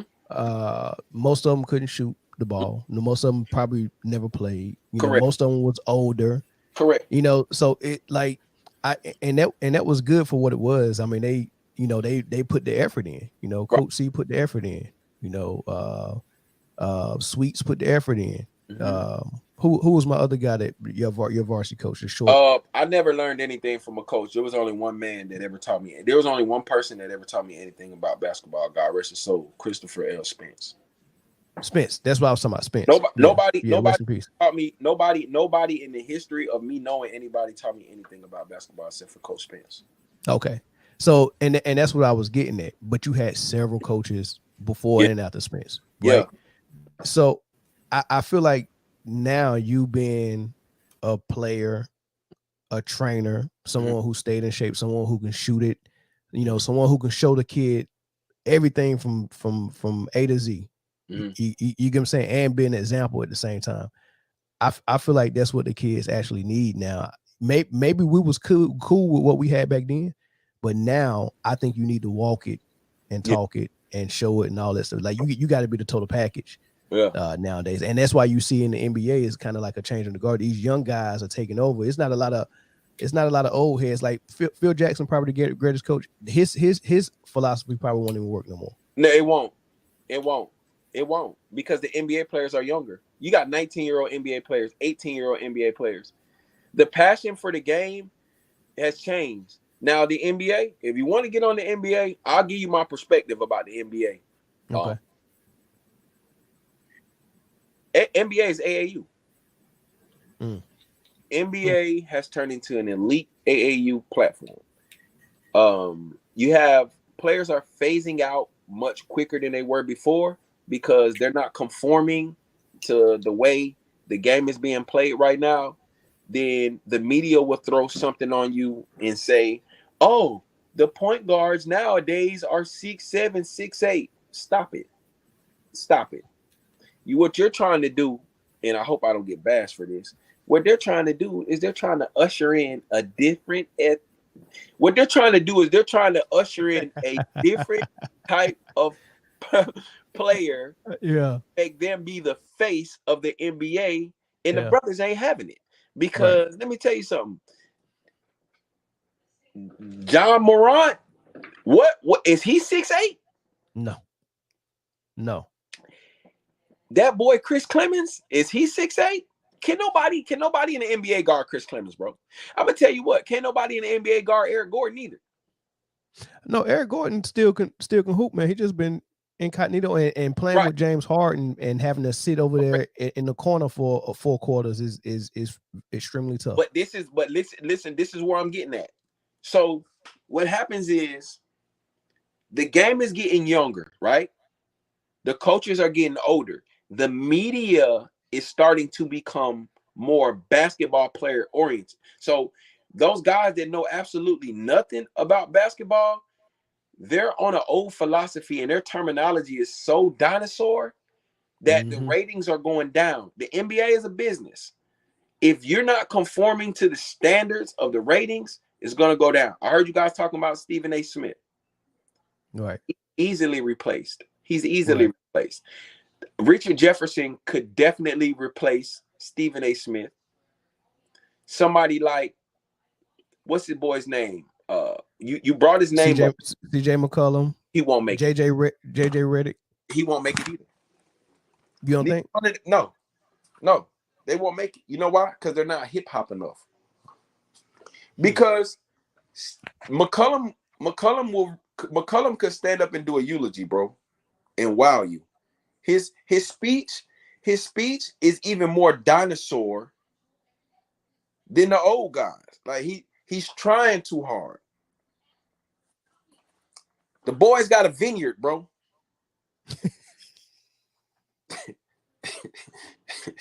He's stupid. I can't stand. He's set for life, yes. But as far as 40 million people watch, don't nobody want to hear that. Nobody wants to hear that. Nobody wants it. So let me say this. I think it's 2 crowds that's around the NBA. I think it's basketball purists who only care about the basketball part of it. Okay. Like, those are the people that you probably could talk to about basketball. I want to talk about basketball. It's gonna sound a little barbershoppy and all that stuff, right? And then it's the crowd who are more attracted to the drama and the soap opera part of it. Those are the people who will tell you. What about the analytical people? I think they put them in the same bunch with the drama and entertainment guy, because the analytical people and the people that like the drama and soap opera can't talk to you on a basketball level. Okay. So the only way they can talk to you more on a basketball level than the dramas. Like LeBron fans and James Harden fans, they dramas. They love that. They're the same fans though. They're the same people as the analytical people. Nick Wright is analytical and drama. Stephen A. Smith is all drama. It's just drama. It's just drama, right? So with CJ, I would rather listen to CJ talk basketball than that's because he knows basketball. Stephen A. Smith, that's what I'm saying. But it's 2 different crowds and two different voices on how they talk about the game. And Stephen A. Smith give a novice an opportunity to follow the sport because they couldn't follow it if we were just talking regular basketball real. That makes sense. 100%. 100%. But we were buying polos and then we went to white tees. And then Polo made a white tee.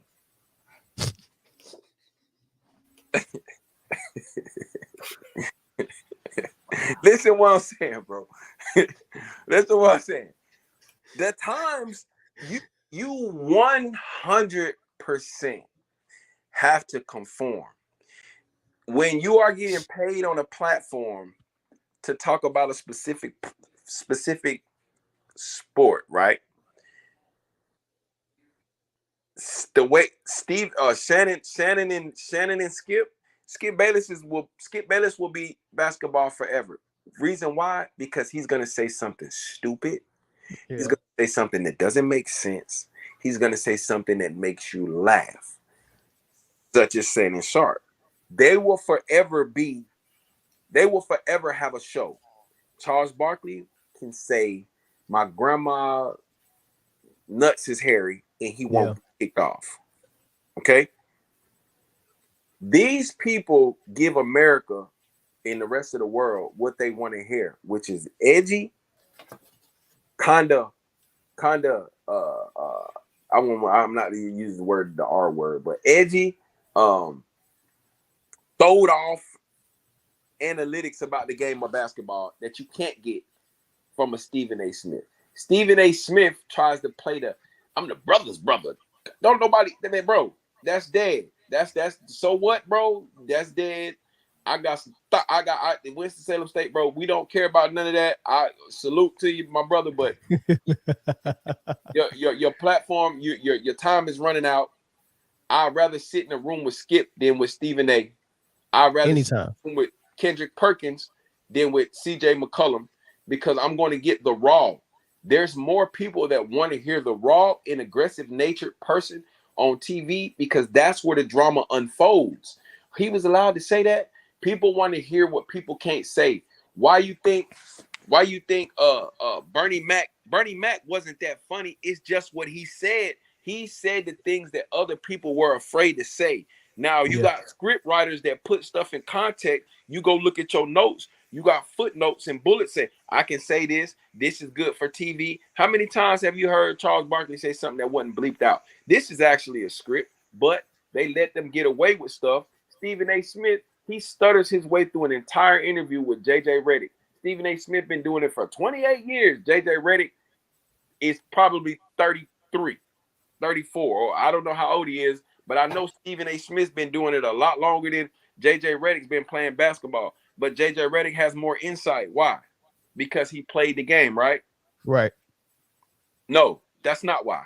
Exactly. That's exactly not why. It's because you're tired of Stephen A. Smith and you want somebody's rebuttals to be right against his. But that's by design. It's exactly. So that's by design. That's why they pair those persons up. Exactly. And we getting played. Look, check this out. When Stephen A. Smith first got Max Kellerman off the show, right? By design. His ratings was dropping. Remember, he tried to have a revolving door. He was trying to get Michael Irvin in there on the weekends to talk about the Cowboys, and then he tried to get I can't remember what basketball. He tried to get Magic in there to talk about basketball and Lakers and stuff like that. It was a revolving door of guests, right? Right. And his ratings was dropping. You know what brought his ratings back up? As soon as the New York mandate took Kyrie out of the Brooklyn Nets organization, Stephen A. started talking about Kyrie Irving, and his ratings went sky high. No, he started talking about George Floyd, and his ratings went sky high. It was Kyrie. It was Kyrie, but George Floyd. Once the George Floyd thing kicked off, because no, I'm talking about after that, after the George Floyd. I'm talking about right before the start of last season when he got rid of Max Kellerman. That was way after George Floyd. Who was an advocate for George Floyd though? A lot of the players. Kyrie was one of them. He didn't want to go in the bubble, stuff like that. But this is what I'm saying. Yeah, those ladders, they also need platform. They also need ladders to upgrade their platform. Yeah, that happened. He picked on Kyrie. Yep. Because Kyrie was an activist, an advocate.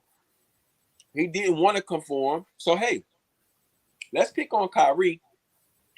Uncle Drew, everybody's favorite, New York City. I'm familiar with that. Let's pick on him because my lack of knowledge for the game, and he said some crazy stuff. My lack of knowledge for the game is starting to supersede people wanting to see my forehead for an hour and a half. Yeah. It's true. Nah, he'll 100% right. He'll 100% right. So anytime you get material like that, and he loves Kyrie, that's the best. He loves fresh material from Kyrie or KD. That's the best thing he can get, because when he start going in on a player, you get all these other people that think like him, and the ratings just go up. Boom, boom, boom. So I mean, he'll never leave Kyrie alone. He had to focus on that crowd because he had already lost the other crowd. You understand what I'm saying? Correct. Mm-hmm. Correct. He already lost them. So you have to focus on what you can get. And Kyrie is just an easy target. You know what I mean? It's easy to say. It's just like Colin Kaepernick is an easy target. It's the same thing. Mm-hmm. Yeah. You just pick on the easy target, and then you be like, yeah, and then you got a big group of people that want to watch. Yep.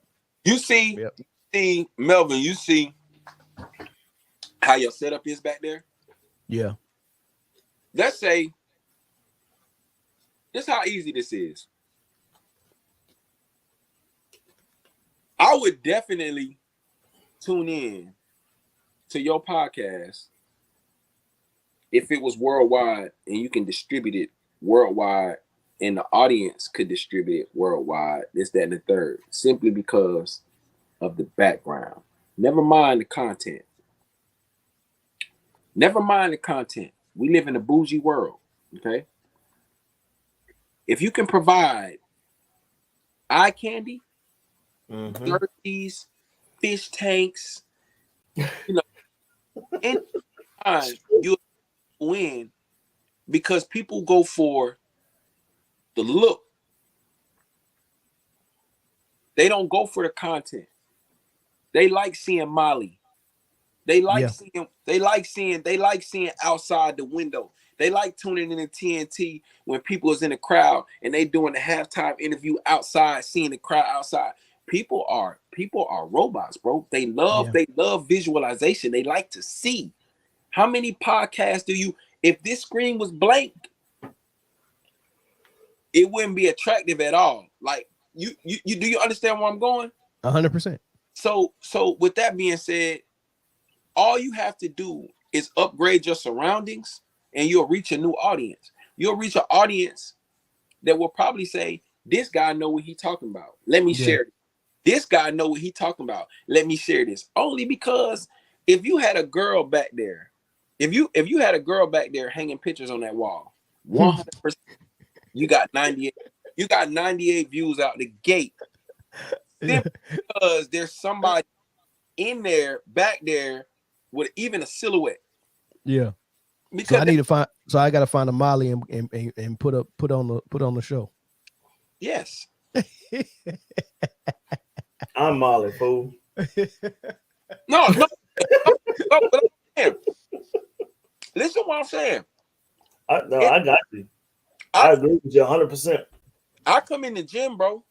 This is before I have a big. I come in the gym, black jersey, white print, hoodie. Everybody looking the same, fresh new team. We walking, we got 4 courts in our gym, 4 full courts. We never played the game before. The entire AAU scene was leaving their games and walking to see where we were going. Never did a layup line before in an actual game. Never had a whistle blown. My first ever full coaching job, I had the max majority of audience follow my team because of the eye test was past it. Yeah. We could have been trash. Oh yeah, I mean the mentality jerseys. By the way, did you ship my order off? Everything's coming in. I had to wait. They sent me synthetic. They sent me a synthetic brand, what's that joggers material? Okay. That's not the full cotton. So I put those back. I can actually go upstairs and show you. But I put those back. But the guy lives in Fayetteville, so we all good. Everybody's good. I want to make sure it's 100%. You wear this on your podcast, somebody else might want to buy it. So I got to make sure it's straight. I can't, nothing fugazi comes out of my brain. Okay. Yeah. What was you about to say, Corey? My bad, I cut you off. I understand the eye test thing because like even with football playing, like you walk out on the field, you see the other team warming up, you like, damn, yeah, they big. You know what I mean? Like, shit. And they could be sorry as hell. That's exactly what happened. We played our first game. Well, the first game of the second tournament, we played the team. And I walked back to the third court and I said, hey, I came back to my team. I said, yo, I don't know who these cats is, but they got 6'7", 6'8". Bro, we beat them cats. I think that was one of the 96-21 point games. Yeah. Yeah. Hey, real. Somebody in the comments just said they need to get with you for the gear. Do you got a link I can put in the description? I will forever be the link. Okay. So what you want me to put your box or message me? Go to my inbox and I shoot it out. You know who got theirs? what's his name? Dang man, Justin got his. Ellerby got his. They sent me the right cotton for his, and I had pushed his. But they go to my inbox, man. I hook them up right away. Yeah, I look. I like what Ellerby doing with his boy. His boy out there playing some ball. Yeah, he but gonna look. Yeah, but look. Ain't Ellerby looking exactly like Ralph now? Exactly. Without That's my dog. That's my dog. without the Sean Kemp, That boy look just like his daddy. looks like his daddy, man. Oh boy, that's oh man. All right, so look, man, tell me what you think about this Brooklyn Nets and Kyrie situation, man. Honest opinion or political? Honest. However you want to give it to me. Honest. Don't get yourself in hot water. How about that? But give it to me the most honest you can give it to me without getting in hot water. I think he don't want to hoop. No way. There's no way. He just trying to get his contract, bro. I think he know it ain't gonna be. I don't think Kyrie wants to hoop, bro. I think he's done. Why? I don't think he has a passion for the game anymore, bro. Real. All right. So look, this guy. So look, let me say this. This guy's a gym rat. You know gym rats. Mm-hmm. This dude is a 50, 40, 90 guy. Mm-hmm. The only other person in the league that's doing that is Steph Curry. Okay. There's no way you get that without being in the gym consistently and being insane and deliberate with your workouts. This dude practices and plays 1-on-3 to practice getting his shot off on the contested defense, right? Or contested shot. He's a gym rat, so that lets me know he wants to play. It doesn't mean being a gym rat and loving the play is not the same thing. That lets you don't think so? That lets you know that he's willing to do everything he can do to secure that bag. Yeah, it don't mean he love it. Nah, I can't agree with y'all on that. If you say, man, Kyrie held his own practice for the team, right? Kyrie know that 80 million people, bro. There's a lot of money on the line right now for Kyrie. There's a lot of money. I'm not sitting out of 50-something games in the season, bro, not to jail with arguably one of the best players on the planet. But real, it's for the vax. Did you get the vax? I am the vax. You am the vax, but they keep training, because you had to shut down when COVID. A lot of people business shut down when COVID hit. Huh? I never shut down. Okay, but you got the vax so you can keep working? No. Why did you get the vax? Because it was gonna help your health? I never got sick. So did you get the vax? No. Okay, so if your team said you have to get the vax or you can't play, would you get the vax? You would have got it? Yeah. Okay. All right, that's fair. So what Kyrie is saying, and he's a practicing a Muslim. He his faith is Islam. How many people following Farrakhan that went and just jumped in line to get their vax? So just on principle, Kyrie was saying, no, I'm not putting that in my body. I'm just not doing it. We've been told not to do it. Kyrie signed a contract, bro. I get that, but his faith comes before that, and there's nothing wrong with that. Jonathan Isaac did the same thing as a Christian man. He said, "Look, man, I'm the Iraqi Basketball League and play up under his religion." He could do that. He could do that, and I think that's where it's going to end up. Like I said earlier, I think his future is either he gonna end up like Marbury, or he just gonna have to start kissing everybody's butt in the media and beg his way back into their graces. Roderick is not doing that. His dad is not letting him do that. Okay, so he gonna be the next Marbury. If everybody gonna continue to think like that, or he plays and they win the championship and everybody get off his back and let him do what he gonna do. I want you to know Kyrie is in my top 3 favorite players of all time. Number 1. Yeah, because he's highly skilled. It's hard not to like it when you pay attention to the details. It's hard to watch Kyrie play and not appreciate all that. Right. So with that being said, what I'm telling you is this. I'm gonna try to make it even more simple. So, okay, let me try to break it down. So I'm this guy. You task me out to complete a mission. We'll talk from a military standpoint, which we shouldn't. But you task me out to do a mission, right? And after recon, I say, well, hey man, Charlie is in the foxhole at 3 o'clock. Period. Everybody, Charlie in the foxhole at 3 o'clock. That's it, bro. That's it. If you go anywhere from 12 to 6, something might happen to you, bro. Something might happen, bro. You need to be going. You need to be going from 11 to about 8 to be safe. You feel me? Right. Kyrie understands everybody is moving with society. Mm-hmm. The one way he stands out is if he goes in that foxhole. He don't want to lead the troops. He don't want to lead the troops to victory, bro. Kyrie wants to fight the enemy. That's a mentality that he has and he's always had. Kyrie left high school, played 6 games at Duke, and was an NBA player. Mm-hmm. He's always been defiant. He's always been defiant. He left a private school in where he played high school. He went to Duke. He left Duke. He barely played. He left Duke. He got drafted. He's Kyrie. This is what he does. He's a defiant character in itself. Kyrie's not doing anything you're trying to tell him to do.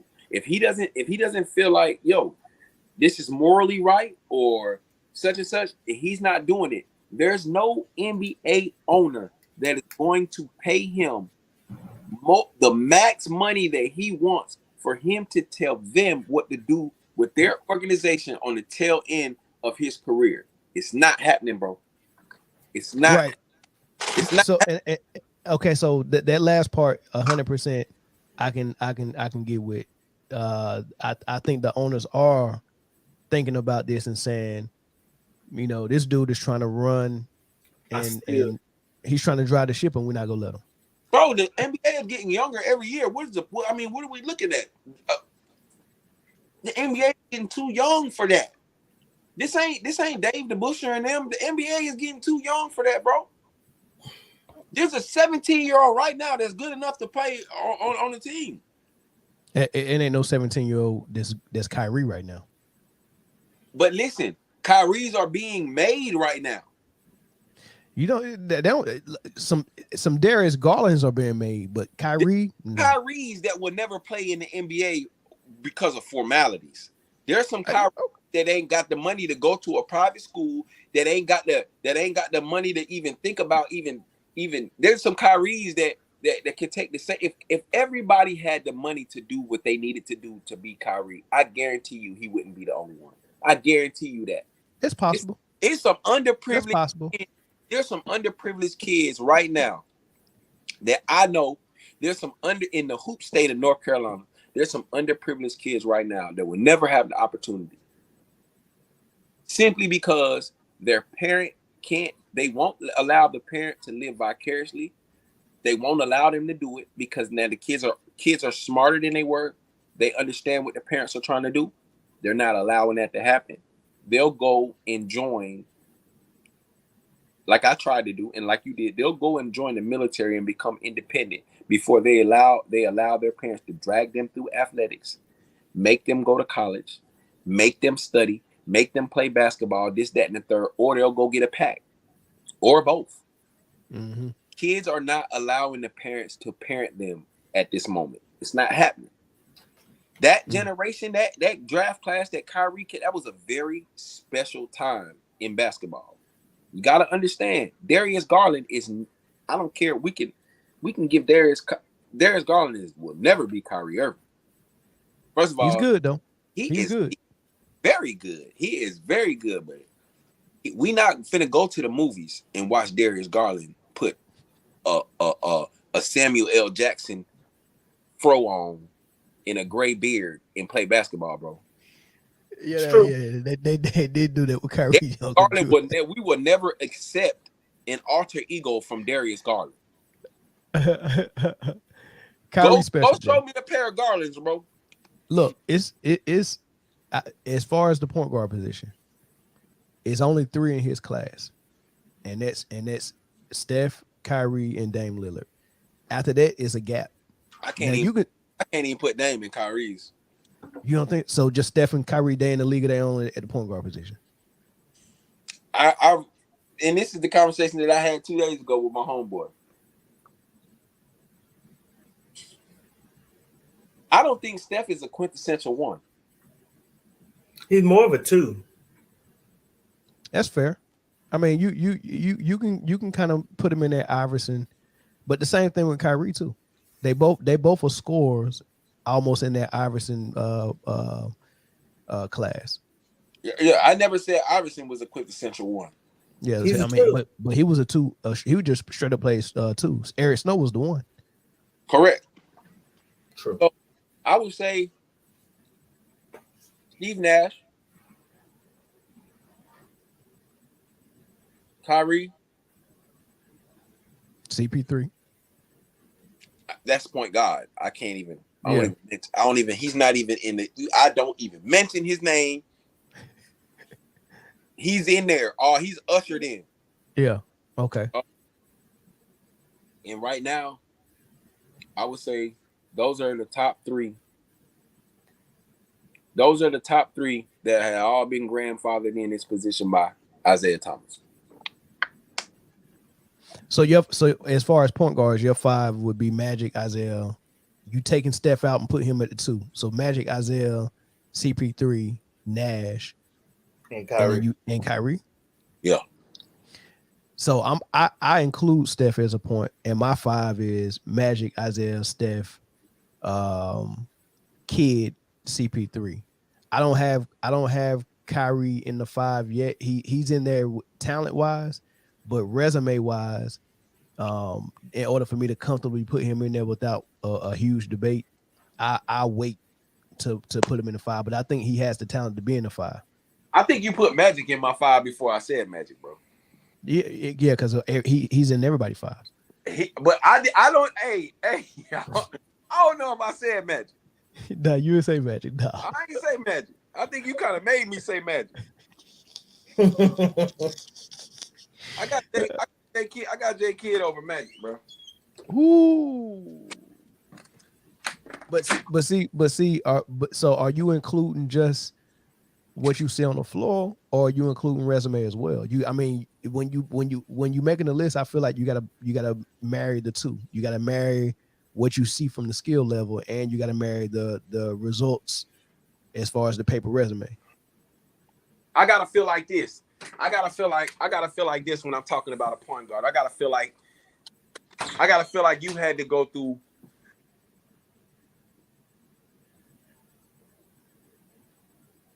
Because Kid was definitely a dog on defense. Hey, Rel, you muted. Your mic went up. Nah, I still can't hear you. You hear me?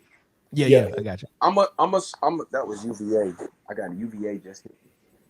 I'm a small ball guy, as a matter of fact. Can I join back in? Yeah, go ahead. Yeah, handle your business. Okay, yeah, that's UVA. They probably calling about a player. I'm gonna come back. All right, do that. Yeah, so your 5, Corey, point guards, because this definitely was tossed around after Steph won his 4th ring, and everybody was like, "Hey, man, is he the best point guard ever?" And all this. What's your 5? He's my number 2. So you got who at 1? Magic? Yeah. Magic, Steph, Isaiah Thomas, and then Jason Kidd, and probably Steve Nash or John Stockton. No CP3? I want to. I really do. I want to put in there. Yeah. I can say like anybody could go in that top 5. CP3 could go in that top 5 too. When did you put Steph? Steph was my Hold on. number. When did he get past Isaiah? Somebody just said Steph over Magic. Nah, you gotta call in with that. Nah, I gotta hear this. Nah, hit that. Nah. Nah, number is right there. Call the show 336-456-6453. After this last run, this last ring. And Steph is a hero, man. He is, but how does that put him? How does that put him past Isaiah? Man, look, it's Steph. Steph is a hero, bro. But the thing is, though, is that I understand Jarell's argument too. He's like, he's not really a 1. Okay. He can be a 2. You know what I mean? It's just like, where do you put Iverson? I mean, Iverson's a 2 for sure. But, I mean, I don't know, man, because he handled the ball so much. Do you put LeBron as a point guard? No. Hold on. Who I got on the line? Who? You got just that was me. That comment was made going to my boy. He said he had Steph at 2 when I said Steph. That's what I meant by Steph over Magic. I ain't mean it by cause oh, that was a question. That was a question. Yeah, okay. I didn't mean it because that's when you say you got to call it. I was like, let me go in and call it and clarify that. No, I wasn't saying because he said he had Steph at number 2. I mean, he had Steph over Magic, and I was like, what? Like, no, Magic is number 1. So let me clear that up. That wasn't meant the way it came off. So, is there anything that Steph can do to get past Magic? Because it seems like a lot of people had just recently put him past Isaiah. Bro, if he win one more ring, I'll be honest with you. I can't have him over Isaiah to be for me. I can't have him over Isaiah. Yeah. I think he's a solid number 3. I don't think there's nothing he could do to overcome Magic. To be honest with you, if he get Magic got what? 4 or 5? 4. No, 4. Yeah, 4. So he tied with Magic. Now I gotta dial that back. If he win one more ring, man. But the thing is, though, one more ring, we look at Steph, right? You look at Steph, and it's just like, well, obviously you don't really know where to put him. Isaiah and Magic were pure point guards. That's what they did, right? True. Steph ain't known for his point guard skill. Steph is known as the best 3-point shooter of all time. See, the reason why I can say Steph is going to be there is because when you look at Steph and Magic, it's kind of different. Yeah, Magic got 4, but Steph, like Magic, to me, in a sense, still kind of changed the game and his style of play and what Magic brought to the game. So that's why, in a sense, they're going to be concreted where they at. But as far as Steph passing Magic, it would only have to go back to the ring situation. If he passed him the rings, then that's why I say, I got to kind of think about it. Because if you look at what they did on the court, what they did for their teams, and to me, in a sense, as far as what they did for their teams to get them winning, whether sometimes you might have had to take that back seat or you're not the offensive primary, which is with Steph, it's kind of fickle to me. You know what I'm saying? So I don't think he can pass Magic, but if he does pass Magic, it will be only because of he has more rings. So this is how I look at it, right? Who's the better player? I have to go with Magic. Okay, explain to me why Magic is a better player than Steph. Just the defense, I would say defensively, and I think he's a better rebounder. Well, of course he's a better because he's big. So you have to bring that aspect of the game into it too. Like, Steph gonna give you the buckets. He's gonna give you that 3-point shot. He's gonna make your defense react to how, you know what I'm saying, to him. When you look at Magic, Magic is gonna be passing, dishing, you know what I'm saying. Also, but he's gonna be bored, and he wasn't a bad defender. Okay, I got this. I got this. Your life is on the line. You need a starting point guard. Who you picking, Magic and Steph?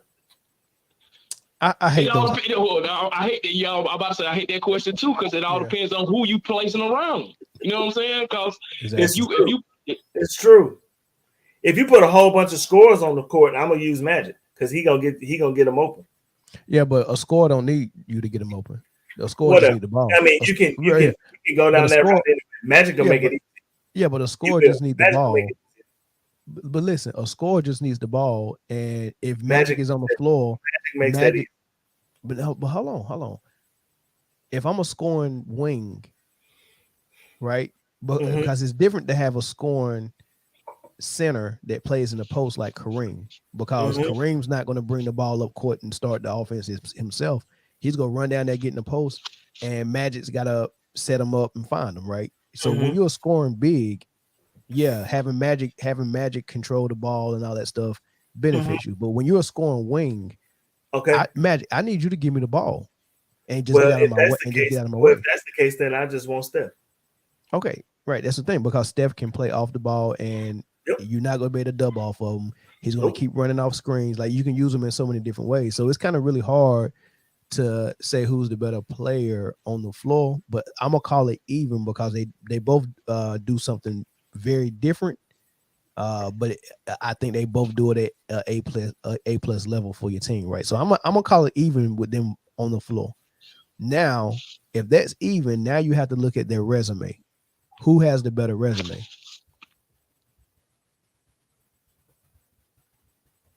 Oh. Say that again. I ain't quite hear that last part. I mean, who has the better resume on paper? I mean, I would say Magic for right now, but Steph's is still being written. I mean, a unanimous MVP, 2-time MVP, 1 Finals MVP, 4 rings, 1 All-Star MVP, the greatest the 3-point record of all time. He already broke that. He's gonna shatter that. 50, 40, 90. Right? Not a lot of people has done that. I think it's only been 8 people, maybe 10 ever. Right? It's kind of looking like by the time Steph get to the end of the career, it's gonna be him. Yeah. But yeah, I saw that. I saw your comment, Corey. We're gonna go ahead and shut it down. But yeah, I mean, it's hard, man. It's a conversation we can have at another time, man. But Steph might be on his way to moving past Magic. It's not impossible like most people think. In our mind, it is, because it's kind of hard to just get over Magic being the best point guard ever. It's kind of hard to get over that. Just like it was hard for y'all to say Stockton wasn't top 5. Well, see, here's the thing with that. When how you just said that, right? And then you're saying for him to top Magic, would Magic still be the best point guard ever? No. So okay. It'll be Steph. I think by the time Steph ends his career, I think he got the opportunity to be considered the best point guard we ever seen. So okay, I'm glad we're saying that. But we call CP3 the point guard. So see, that's why I say it's a whole it's fickle. You know what I'm saying? When you're comparing the two players, yes, I get it. But so Magic's the best point guard ever, but For CP3 right is the point guard. Yeah, for right now, but CP3 is the point guard. How are we really judging this? You can say Magic's the best ever, and he's a point guard too, just as well as CP3. Only thing point guard says is the way traditionally you play the point guard position, this guy has perfected it. Nash perfected. No, I wouldn't say Nash, but Stockton's perfected it. CP3 perfected it, and Magic perfected it. You can even say Isaiah. Like those guys perfected the traditional way you play point guard. If you wanted to teach your kid how to play point guard in a traditional level, here's the tape. Here's CP3 right here. Right, watch that. Right, Steph doing it a whole different way. You know, he's doing it the way Kyrie, Dame Lillard is doing it. Doing it a whole different way. But they all are point guards. It's just that you get the title of point guard to the guy who's playing it the most traditional way. But that doesn't mean he's better than Steph. But that's all I want to say, man. Hey, man, I appreciate y'all tuning in and checking out my boy Real. We got to jump back on here another time, man, and finish it up. Real had some business to take care of, and we'll get him back in here, man. Thanks for calling in, Justin, and then we'll catch y'all next.